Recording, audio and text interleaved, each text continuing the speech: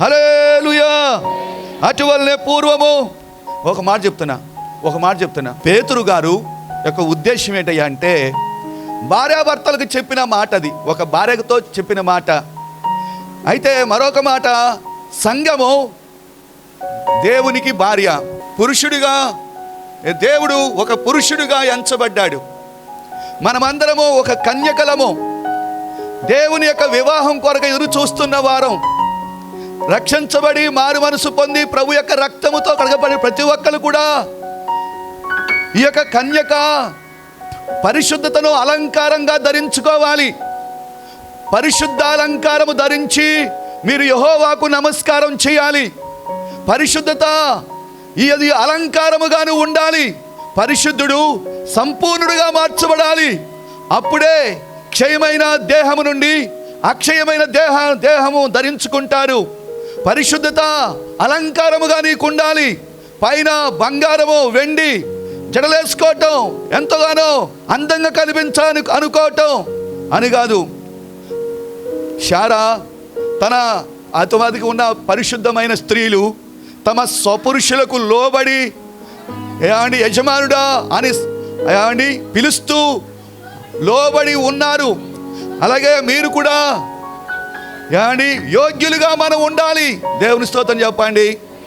హల్లెలూయా, హల్లెలూయా.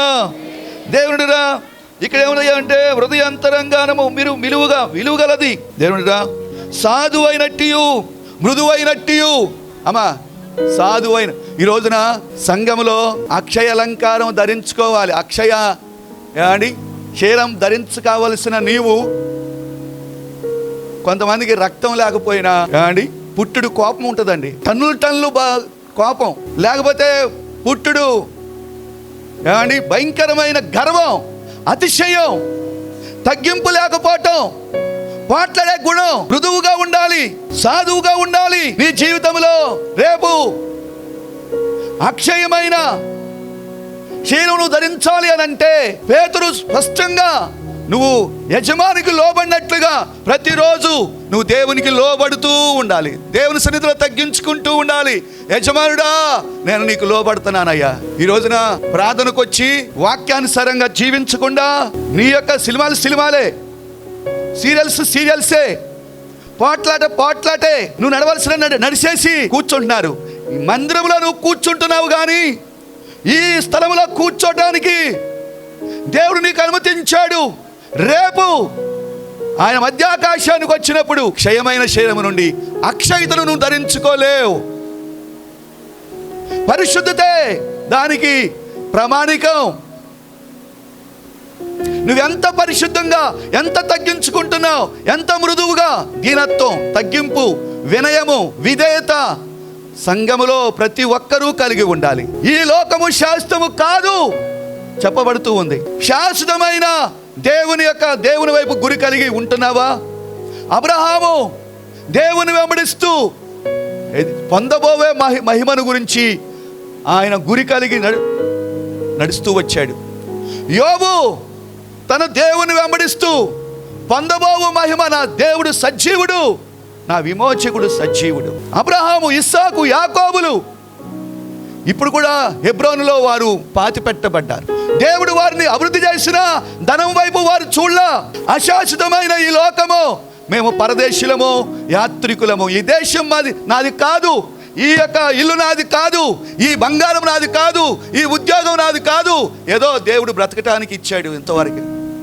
నేను వెళ్ళాల్సిన గృహము శాశ్వతమైన గృహము అక్కడ ఉంది. అక్షయమైన గుణాన్ని మనం అలంకరించాలి. దేవుని స్తోత్రం చెప్పండి. అమ్మా ఇక్కడ కూర్చోవచ్చు నువ్వు, రేపు అక్కడికి వెళ్ళవు నువ్వు. వాక్యానికి లోబడు. వాక్యమే అక్షయ విత్తనము. దేవుడు అక్షయుడు, క్షయము కానివాడు. మనము కూడా ఆ దేహం ధరించిన తర్వాత దేవుడు యుగాలు ఉంటాడు. 1 సంవత్సరం కాదు, 2 సంవత్సరాలు కాదు, 70 సంవత్సరాలు కాదు, 80 సంవత్సరాలు కాదు, 2000, 3000 యుగాలు మనం అక్కడ ఉండబోతున్నాం. దేవుని స్తోత్రం. హల్లెలూయా. దేవునుడురా అహంకారము కలిగిన వారు, లేకపోతే భక్తి అహంకారం, భక్తి గర్వం కలిగినటువంటి వారు పరలోకంలో టార్చ్ వేసిన అక్కడ కనిపించరు. వినయము, విధేయత, దీనత్వము, తగ్గింపు తత్వం, ఏమండి మనము ఏమండి లోకానుసారంగా అలంకరించుకున్నట్లుగా మనం అలంకరించుకోకూడదు. దేవుడు ఏమండి ప్రేమించే వ్యక్తిగా నువ్వు ఉండాలి. దేవునిరా కాబట్టి మరొకసారి కాబట్టి దేవునిరా అక్షయ అలంకారము, క్షయమైన దేహము క్షణములో అక్షయ దేహముగా మారిపోద్ది. దేవుని స్తోత్రం, దేవుని స్తోత్రం. నేను ఎప్పుడు ఆయన చూస్తాను, ఆయన ముఖాన్ని ఎలా చూస్తాను. భక్తుని యొక్క ఆలాపన మీకుందా? ఆలాపన. అబ్రహాము ఏమండి దేవుని మీదే గురి నిలిపాడు. మన అపోస్తులందరూ కూడా ఏమండి పరిశుద్ధతను ఆత్మవశ్యములో ఉన్నారు. ఆత్మవశ్యములో మీరు గమనించారా?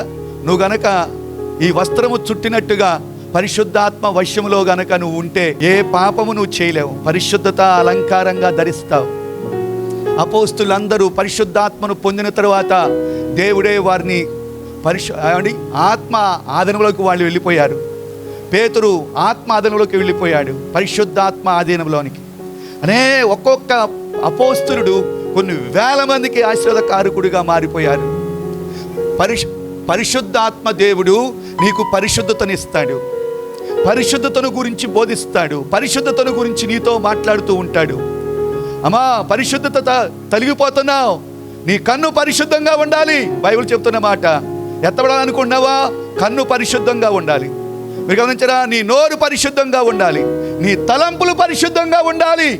అక్షయ దేహం ధరించుకోవాలి. క్షయమైపోయే ఈ దేహం నుండి అక్షయ దేహం ధరించాలనుకుంటే నీలో ఉన్న గుణగణాలు ఎలా ఉండాలి? తలంపుల్లో కూడా నువ్వు జయ జీవితాన్ని పొందాలి. దేవుని స్తోత్రం చెప్పండి. హల్లెలూయా. చేయటం కాదు, ఒప్పుకోవటం కాదు. పరిశుద్ధాత్మ దేవుడు నీకు ఎంతగానో సహాయం చేస్తాడు. పరిశుద్ధాత్మను గురించి ఎక్కువగా ఏమండి ఆహ్వానించు. ప్రార్థనాత్మతో నన్ను నింపు ప్రభువా, నీ యొక్క ఏమండి ఆత్మ తీవ్రతతో నేను ఉండాలి. ఆత్మ యందు ఏమండి మీరు గమనించారా? ఆ శక్తి నాలో ఉండాలయ్యా, ఆత్మ తీవ్రత నాలో ఉండాలయ్యా. ఎల్లప్పుడూ మండుతూ ఉండే అగ్ని కణముగా నేను ఉండాలయ్యా. క్షయత నుండి అక్షయతను ధరించాలి. రెండో మాట చెప్తున్నారు. రెండో మాట చదవండి. అక్షాలంకారముగా రెండవ మాట, ఘనహీనమైనదిగా విత్తబడి మహిమగలదిగా లేపబడును. దేవుని స్తోత్రం చెప్పండి. ఘనహీనమైనదిగా లేపబడి విత్తబడి మహిమగలదిగా లేపబడుద్దట. ఇందాక చెప్పాము, అక్షయమైనది క్షయమైనదిగా లేపబడుద్ది. ఘనహీనమైనది ఈ యొక్క దేహం. అనా ఆఫ్టర్ నువ్వెంత అంటే నేనంటే ఏంటో తెలుసా నీకు? ఇంజనీరింగ్ చేశా, నేను ఒక డాక్టర్ని. అనా ఇదిగో 5 అంతస్తుల బిల్డింగ్ కట్టా. నేను ఎట్ట కాబడతా నీకు? చాలామంది ఘనహీనమైనదిగా ఘనతను కోరుకుంటూ ఉంటారు. మీరు గమనించారా? ఇది ఘనహీనమైన శరీరము. చచ్చిపోతే ఈ ఆత్మ కనుక వెళ్ళిపోతే ఈ శరీరానికి విలువ లేదు అనుకున్నావా? నువ్వెంత ఒక సంస్థను రన్ చేసినా, నువ్వు ఎన్నో హాస్పిటల్లో ఏమండి పేరు ప్రతిష్టలు సంపాదించిన, నువ్వు చచ్చిపోతే నీ శరీరానికి ఈ దేహానికి విలువ లేదు. మీరు గమనించారా? చచ్చిపోయిన దానికి కూడా కొన్ని శరీరాలకి విలువ ఉంది. ఏనుగట్ట బతికినా 10,000, చచ్చిపోయినా 10,000 అట్ట. మీరు గమనించారా? చేప ఉంది, ఒకవేళ చేప చచ్చిపోయినా చేపను కొనుక్కెళ్తా ఉంటారు. అని కాదు, చచ్చిపోయిన దేహం ఏమండి ఎండి చేప అక్కడ పెట్టారు, ఏనుగు దంతం అక్కడ పెట్టారు. ఏది కోరుకుంటారండి? ఒక సమయంలో ఒక భార్య భయంకరంగా తన భర్త మరణిస్తే వెళ్ళాను. అక్కడ అంటది, పాస్టర్ గారు ఎప్పుడు మట్టి కార్యక్రమం అంటుంది. 30 సంవత్సరాలు కాపురం చేసి అప్పుడే తీసేయమంటావా? 30 సంవత్సరాలు కాపురం చేసావు కదా. ఏడుతుంది భయంకరంగా. ఏమండి దేవుడో తీసుకెళ్ళిపోయావా అని అంటుంది. మళ్ళీ పాస్టర్ గారు, అమ్మా అయ్యగారు ఎప్పుడు తీస్తారు అంటుంది. అని కాదు, ఓ వారం ఉంచుకోవచ్చు కదా, ఇంట్లో ఉంచుకోవచ్చు కదా. నువ్వు ఎంత 40 సంవత్సరాలు కాపురం చేసి భర్తను ఏమండి రెండో రోజే తీసేయాలా? నిజమేనండి. ఈ దేహము ఏమండి ఘనహీనమైనది. మీరు గమనించారా? ఘనహీనమైనదిగా నువ్వేదో అనుకుంటున్నావు. మీరు గమనించారా? నా చేయి ఏంటి అనుకున్నావు? ఎంత కలిసి వస్తుందో, నేను ఎక్కడికి వెళ్తే అక్కడ కలిసి వస్తుంది అంటారు కొంతమంది. నువ్వు నా ఎదర్రా ఒక మాట, మహిమ గలదిగా లేపబడును. దేవుని స్తోత్రం చెప్పండి. హల్లెలూయా. ఘనహీనమైనదిగా విత్తబడి, దీనికి ప్రాణం పోతే ఈ శరీరానికి విలువ లేదు, తొందరగా మట్టి చేయాలని చెప్తారు. అయితే మహిమ గలదిగా లేపబడితే, మహిమ అనే మాట ఒక మాట చెప్తాను. ఇంగ్లీష్లో లైట్, గ్లోరీ అని చెప్పబడింది. లైట్, గ్లోరీ, మహిమను ఇంగ్లీష్లో ఆ విధంగా చెప్పబడింది.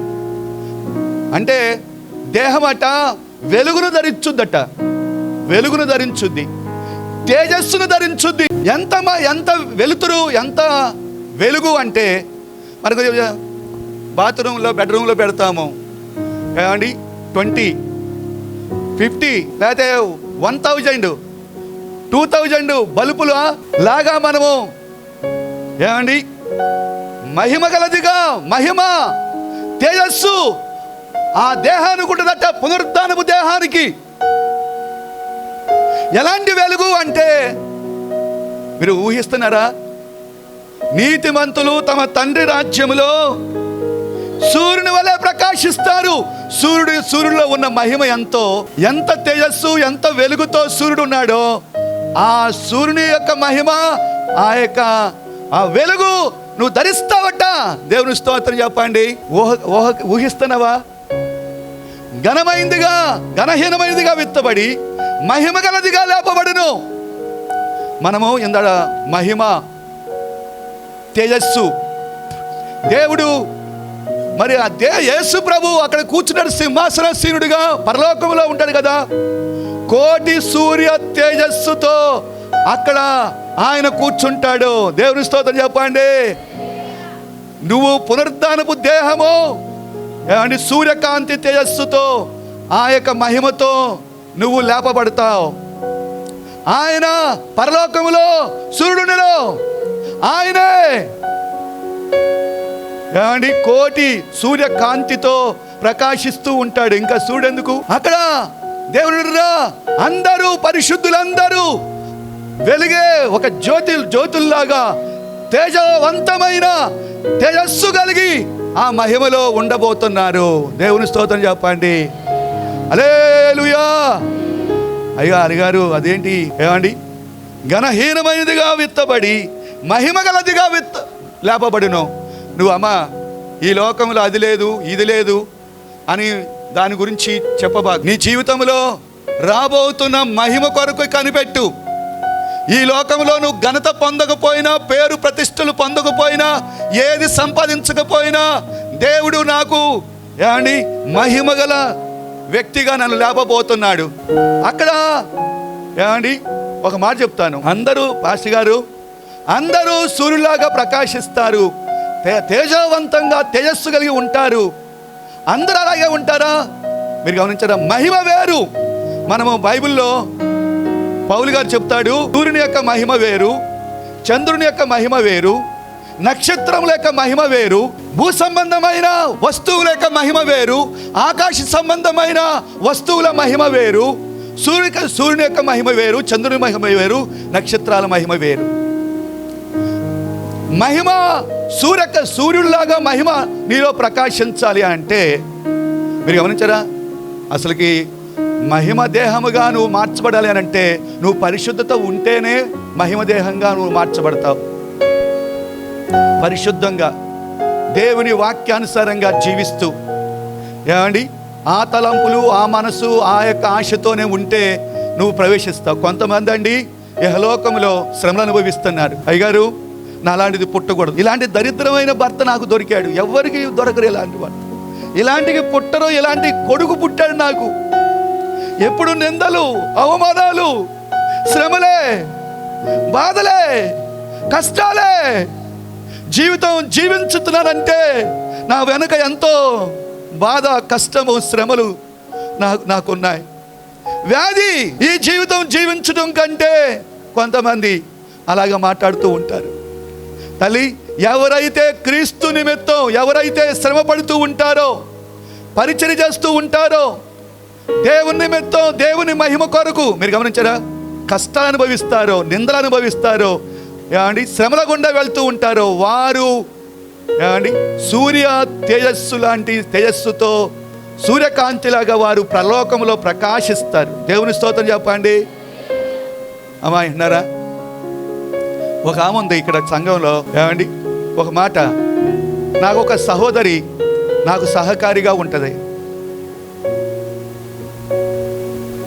ఆమె ఎన్నో శ్రమల గుండా వెళ్తున్న సంఘాన్ని కాపాడుకోవాలి, దైవ సేవకుడి విషయంలో భారం కలిగి ఎల్లప్పుడూ ఉంటూ ఉంటుంది. ఒక్క సహోదరి ఏమండి ప్రతి విషయాన్ని అడిగి తెలుసుకుని ఏమండి దేవుని సేవలో నాతో సహకారిగా ఉంటూ వస్తూ ఉంది. ఎన్నో శ్రమల గుండా వెళ్తున్నా ఆ శ్రమను లెక్క చేయకుండా నిరీక్షణ విశ్వాసంతో ఎదురు చూస్తూ ఉంది. ఒక సహోదరి, మీరు గమనించారు, కొంతమంది ఉంటారు పరిశుద్ధంగా ఉంటారు కానీ దేవుని పరిచర్య చేయరు. కనీసం సంఘములో యాక్టివ్గా పాల్గొరు. సంఘం ఎలా పరిస్థితి కొరకు మీరు గమనించరా, పాటలు, పరిచర్య, దేవుని సంఘంలో నువ్వు ఏ కార్యాలు చేస్తున్నావో మరొక మాట చెప్తున్నా. లాజరు శ్రమపడ్డాడు భూలోకంలో, ధనవంతుడు జాలీగా గడిపేశాడు. జీవితం అనుభవించాలిరా అని అనుభవిస్తూ వచ్చాడు. లాజరేమో దేవదూతల చేత కొనుపోబడ్డాడు. ధనవంతుడేమో ఏమండి నిత్య నరకానికి కొనుపోబడ్డాడు.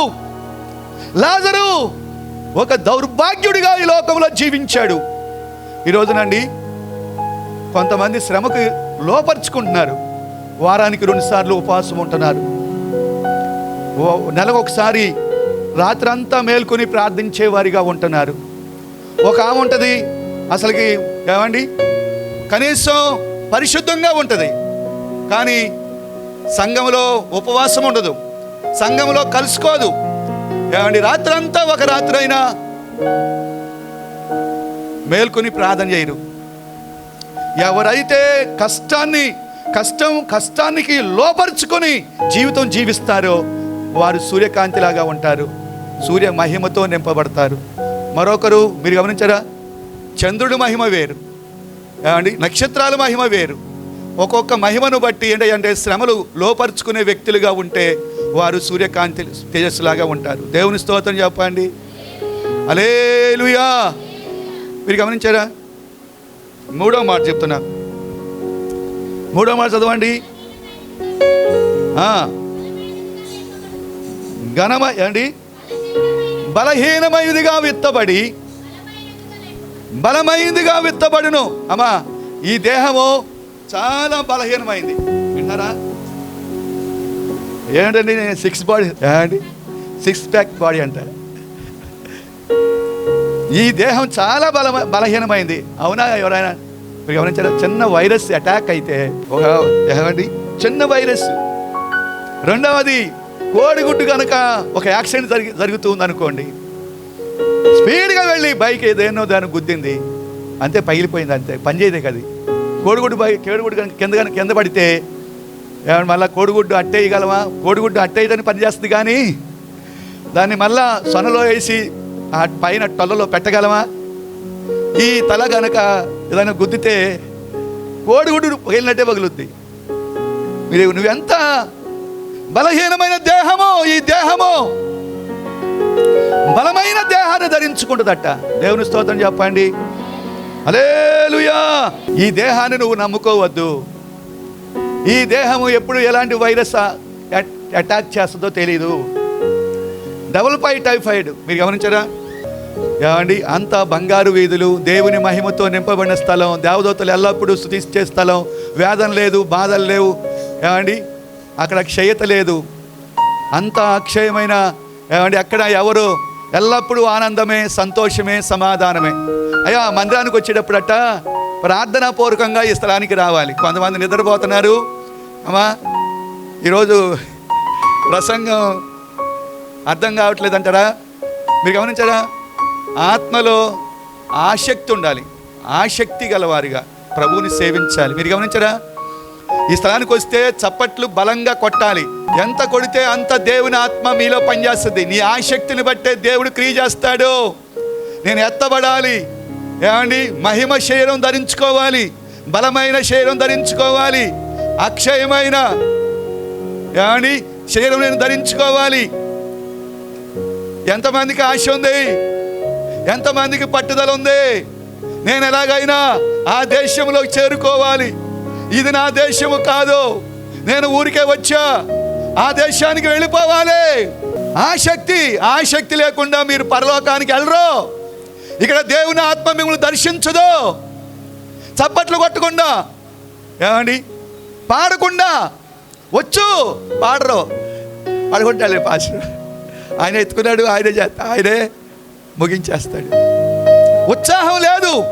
అయ్యా పరిశుద్ధాత్మ దేవుడిని దర్శించాలి అంటే నీలో ఆసక్తి ఉండాలి, కదలాలి.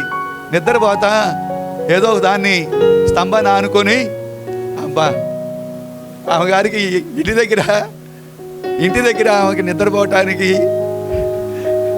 అవకాశం లేదు. చర్చిలోకి వచ్చి నిద్రపోతా ఉంటాను. ఏమా ఏమండి అర్ధరాత్రి సమయంలో ఒక ఆమె ఫోన్ చేస్తున్నట్టు, అమ్మా ఈ రాత్రి సమయంలో ఏంటి ఫోన్ చేసావంటే, ఏదో అనారోగ్యంగా ఉందేమో, సీరియస్ కండిషన్ ఏమో అనుకుంటే, అది కాదు అయ్యగారు ప్రసంగం చేయండి అంటుందట. ఈ సమయంలో ప్రసంగం ఏంటయ్యా? అయ్యగారు చర్చిలో మీరు వాక్యం చెప్తుంటే చాలా పాడుపడినట్టుగా ఎక్కడికో వెళ్ళిపోతాడు అయ్యగారు, పడుకుంటే నిద్ర రాదు. ఏమండి కొంతమంది సిస్టర్స్ అలా ఉన్నారు. అమ్మా ఏమండి కొంతమంది సిస్టర్స్ అగాధంలో ఉన్నారు. కనీసం మనం వెళ్ళిపోబోతున్న ఆ ప్రదేశం మీద దృష్టి లేదు. కనీసం ఒక మాట కాకపోతే ఇంకొక మాట అయినా నాకు అర్థం అవుద్దిలే కదా, నేను శ్రద్ధగా వినాలనే ఆశ లేదు. దేవుని స్తోత్రం చెప్పండి. హల్లెలూయా. ఆశ కొని ఉన్న ప్రాణాన్ని ఆయన తృప్తిపరుస్తాడు. మీరు ఆసక్తి గలవారై ఏమండి ఆత్మలో తీవ్రత గలవారిగా ప్రభువుని సేవించాలి. ఆసక్తి విషయంలో మాంద్యులుగా ఉండొద్దు, ఆత్మ తీవ్రత కలిగి ఉండాలి. అయ్యా ఆత్మ వరాలు ఆసక్తితో అపేక్షించాలట. ఆ ఆత్మ నాకు కావాలయ్యా, ఆ ప్రార్థనాత్మ నా మీద కుమ్మరించబడాలయ్యా. అయ్యో పాటలు పాడే వరం కావాలయ్యా, దర్శనాలు పొందే వరం కావాలయ్యా. ఇగో అమ్మా మీరు గమనించరా, నిన్ను ఆరాధించే వరం నాకు కావాలయ్యా, ఒక వరంగా నేను పొందాలయ్యా. మీరు గమనించారా? సరే మూడు విషయాలు చెప్పాయా. అక్షయ శరీరము మీరు ధరించుకోవాలి. వాక్యానుసారంగా ప్రతి ఒక్కరు జీవిస్తేనే అక్షయ ఏమండి విత్తనము దేవుని వాక్యము. రెండవది ఏమండి మహిమ గల శరీరము. మూడవది బలమైన శరీరము ధరించుకోవాలి. మీరు గమనించారా? బలమైన దేహం. ఇప్పుడు ఇది బలహీనమైన దేహం. బలమైన దేహముతో దేవుడు మధ్యాకాశంలో బోరబోదగానే బలమైన శరీరం మనకు వచ్చేస్తుంది. ఏమండి స్పీడ్గా ఏమండి మీరు గమనించారా? తలుపులన్నీ మూసినా సరే లోపలికి వెళ్ళిపోతారు. ఏది ఆపలేదో. యేసు ప్రభు ఏమండి శిష్యులు ఇంట్లో యెరూషలేములో ఒక ఇంట్లో ఉంటే అందరూ తలుపే చేసుకుని భయంతో వారి మధ్యలో ప్రత్యక్షం అయిపోయాడు. నాలుగోది చెప్తున్నా, నాలుగోది చెప్పండి. ప్రకృతి సంబంధమైన శరీరము ప్రకృతి సంబంధమైన శరీరం. ఈ ప్రకృతి శరీరం అండి మీరు గమనించారా? ఇప్పుడు ఉదయం టిఫిన్ చేశారా? ఏమమ్మా మధ్యాహ్నం ఏం ఫుడ్? మధ్యాహ్నం ఫుడ్ చేశారా? సాయంకాలం ఆ మెను ఆర్డర్లో ఉండాలి. ఏం కూర, ఏం ఉండబోతున్నావు, మెను చాలా జాగ్రత్తగా కేర్ఫుల్. ఏమండి మీరు తినే దాని మీదే ఏమండి వాళ్ళకి జీతం, ఏమయ్యా నీకు 50,000, నాకు 10,000 జీతం. దేవుడు ఎంత నీకు మీరు గమనించరా? ఈ యొక్క ప్రకృతి శరీరము, ప్రకృతి సంబంధమైన ఆశలే, కోరికలే వాళ్ళకి అది ఉంది, నాకు ఇది లేదు. ఈ శరీరముతో ఉన్నంత కాలము ఇలాగే ప్రకృతి సంబంధమైన శరీరం. ఏం తినాలా, ఏం త్రాగాలా, ఏం ధరించాలా, నేను ఎక్కడ వెళ్ళిపోవాలి, ఇంజనీర్ చదవాలి, డాక్టర్ చదవాలి. ఈ దేహంతో ఉన్నంత కాలము తినే విషయంలో, త్రాగే విషయంలో, ఉండే విషయంలో కొంతమంది అంటారు, అయ్యా నాకు ఒక చిన్న స్థలం ఉంటే చాలయ్యా, దేవుడు స్థలం ఇచ్చేశాడు. అయ్యా నాకు ఏదో ఒక చెడ్డో ఏదో డాబా ఉంటే చాలయ్య, ఏదో షెడ్ ఇచ్చాడు అనుకోండి. దేవుడు ఇచ్చాడు, ఏమి ఇచ్చాడయ్యా? ఆమె చూడు ఏమండి 10 సెంట్లలో ఇల్లు కట్టింది, 5 అంతస్తులు వేసింది. నాకేముంది, ఆఫ్టర్ ఆల్ చిన్న భూమి, ఆఫ్టర్ ఆల్ చిన్న షెడ్డు. అది లేనప్పుడు అడిగావు, దేవుడు అది ఇచ్చాడు, తృప్తి లేదు. ఈ శరీరంతో ఉన్నంతకాలం నీకు తృప్తే ఉండదు. ఇచ్చిన భర్తను బట్టి, ఇచ్చిన భార్యను బట్టి, ఇచ్చిన బిడ్డలను బట్టి, ఇచ్చిన గృహాన్ని బట్టి, ఇస్తున్న ఆహారాన్ని బట్టి తృప్తి లేదు. ఇది ప్రకృతి శరీరము, ప్రకృతి సంబంధమైన శరీరం. ఆత్మ సంబంధమైన శరీరం ధరించుదట. దేవుని స్తోత్రం చెప్పండి, దేవుని స్తోత్రం చెప్పండి. ఇక్కడ ఒకసారి మాట ఏనండి, ఒక పాస్టర్ గారు భార్య చనిపోయింది. ఒక మాట, పాస్టర్ గారు భార్య వాక్యం చెప్పడానికి దైవ సేవకులు వచ్చారు. పరలోకంలో పొందబోయే మహిమను గురించి, ప్రకృతి శరీరం ఎలా ఉంటుంది, ఆత్మ సంబంధమైన శరీరం ఎలా ఉంటుందో పాస్టర్ గారు వివరిస్తున్నాడు. పాస్టర్ గారి యొక్క ఆశ ఏంటి అంటే, నాకన్నా ముందుగా నా భర్త వెళ్ళిపోయాడు. ఆ భర్త ప్రేమను బట్టి రేపు నేను దేవుడు వచ్చినప్పుడు, మధ్యాకాశానికి వచ్చినప్పుడు ఏమండి నా భర్తను కళ్ళారా చూస్తా, నా భర్తకు నా ప్రేమను పంచి పెడతా. ఇది ఈ దేహముతో ఉంది కాబట్టి ఈ దేహ సంబంధమైన ఆశలు ఎక్స్ప్రెస్ చేస్తూ ఉంటారు. నేను చూస్తా భర్త మీద ప్రేమ, ఆ వ్యామోహం. మీరు గమనించారా? అంటే ప్రేమ మీరు గమనించారా? భర్తను పోగొట్టుకుంది కాబట్టి ఏడుస్తూ నేను ఒకరికి చూస్తాను. అమ్మ ఆత్మదేహంగా మారిపోయిందనుకో, ఆత్మదేహానికి ఆ మనస్సు ఉండదు.